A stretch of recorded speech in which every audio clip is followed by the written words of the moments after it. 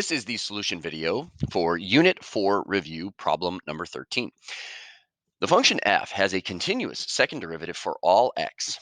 F of 0 equals 2, f prime of 0 equals -3, and f double prime of 0 equals 0. G is a function whose derivative is g prime of x for all x. Show that g double prime equals this and use the second derivative test to determine if g has a local maximum at x equals 0. All right, so how am I going to show that g double prime is this? Well, I have g prime, and so I'm going to find the derivative of g prime. All right, so g prime of x is this e to the -2x times 3 f of x plus 2 f prime of x. All right, so now I'm going to find g double prime by using, well, the product rule, right? Because I have this thing times this thing. So I'm going to take e to the -2x times the derivative of 3f of x plus 2f prime. So 3 times derivative of f of x, which would be f prime of x, plus 2 times the derivative of f prime, which would be f double prime of x, right? Then plus the product rule, right? So 3f of x plus 2f prime of x, all right, and then times the derivative of e to the -2x, so that would be e to the -2x times the derivative of -2x, which is -2, right? Now, this is g double prime, but I need to do a little bit more to show how it's equal to that, right? So first thing you can realize is you've got one thing plus another thing, right? So I can factor, right? So they both have an e to the -2x, so I'm going to factor that out. So e to the -2x, okay, which is nice because if you look at my solution here, g double prime is e to the -2x times something, right? So it's good that that works.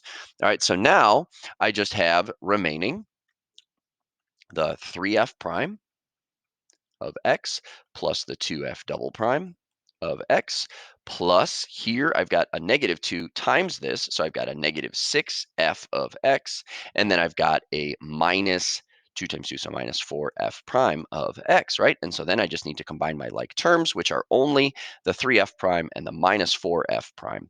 And so I end up with g double prime of x equals e to the -2x, and then I've got the 3 minus the 4. So let's just put it in order. So I've got the -6f of x, and then I've got the -1f prime of x, and then the plus 2f double prime of x, which is what we intended to show, right? All right, so that's good. Now it says, and use the second derivative test to determine if g has a local maximum. All right, so second derivative, first of all, says, all right, if g prime of, well, it says at x equals 0, so g prime of 0 equals 0, right? Then we want to examine the g double prime of 0, right? Well, first of all, is g prime equal to g prime of 0 equal to 0? So g prime of 0. So what is g prime? So we have e to the -2 times 0 times 3f of 0 plus 2f double prime of 0.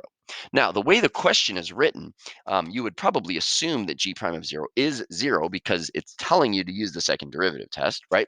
All right, so first of all, e to the -2 times 0, that'd be e to the 0, which is 1, right? Times, all right, 3 times f of 0. So you were given f of 0 above, that's 2, right? And then plus 2 times f double prime of 0, right? Uh, excuse me, I miswrote that, right? That should be f prime, right? This should be f prime right here.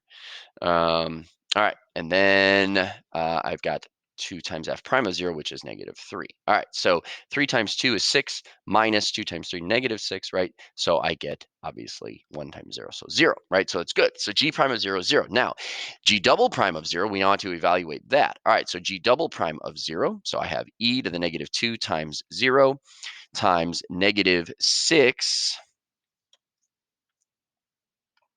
times f of 0 minus f prime of 0 plus 2 times f double prime of 0.